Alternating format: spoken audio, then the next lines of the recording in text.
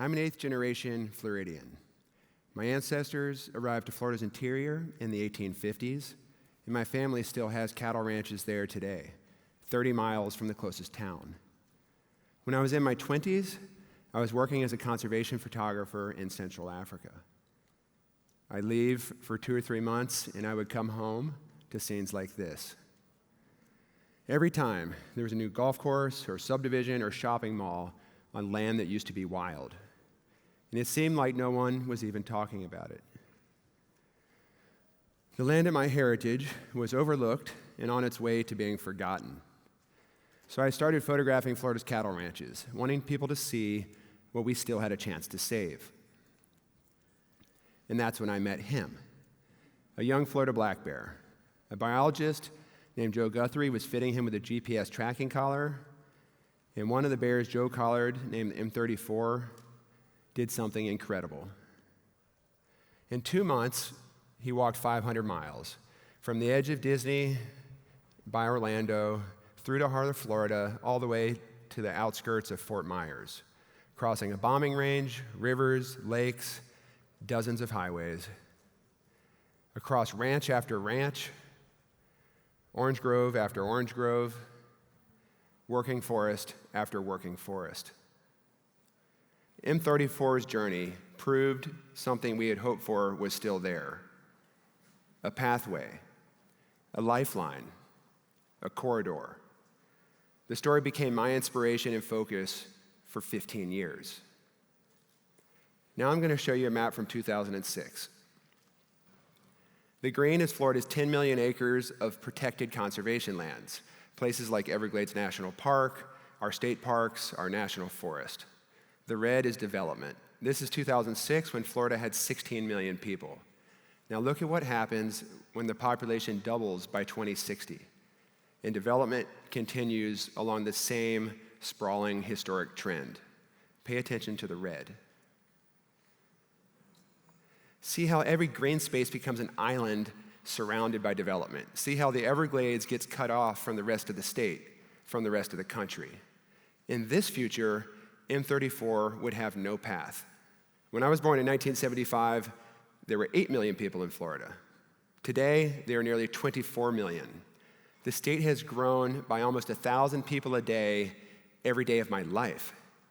And it's not just Florida. Human development has converted much of the biosphere to human uses and pushed wild places into increasingly isolated fragments. We are living through steep declines in the diversity and abundance of life. Here is what we learned from the bear. The pathways are still there. We still have a chance to recognize and protect them. Scientists have known this for decades. They've been mapping the Florida Ecological Greenways Network, showing exactly where wildlife could still move throughout the state. But these data and maps were not reaching beyond the scientific community. We needed a story. We needed a name that people could connect with. We called it the Florida Wildlife Corridor. With a small team, I trekked 2,000 miles through its length and its width, at times in the footsteps of M34. That helped grow the identity of the corridor. But land protection in the state had flatlined, while development kept racing forward. We were watching the corridor disappear. That's when I found hope in the story of another animal, the Florida panther. Seen here moving freely from an Audubon preserve onto an adjacent cattle ranch. The Florida panther is the last remnant of the mountain lion surviving east of the Mississippi River. Once they ranged across the entire eastern United States. But hunting and habitat loss and persecution drove them to extinction everywhere except for one place, the Everglades, at the southern tip of Florida. The swamps were so remote and so wild that panthers had just enough space to survive. When the panther was listed as an endangered species in 1973, there were fewer than 20 left. Today, after decades of protection, there are about 200, but they're still trapped in the southern tip of Florida. Male panthers have been documented traveling as far north as Georgia, but the northernmost female panther, she's trapped at the latitude of Fort Myers. For the panther to recover, they need to have access to 3 times as much land. And that's going to be reclaiming territory further north in the state and beyond.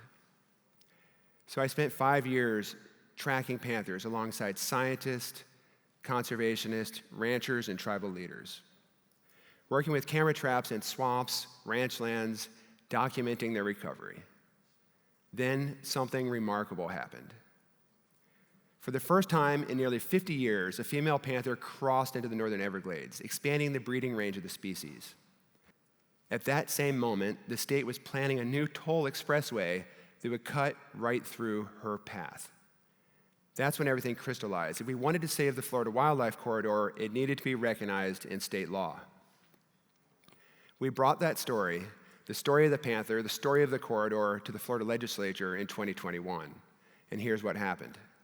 The toll roads were canceled, and the Florida Wildlife Corridor Act passed with unanimous bipartisan support.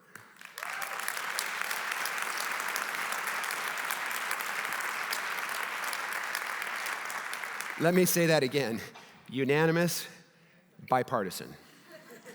This was at a time when land conservation funding had become bitterly partisan, when environmental activists and the legislature had been tangled in lawsuits for years, when the state's landmark conservation program had gone a decade with almost no funding.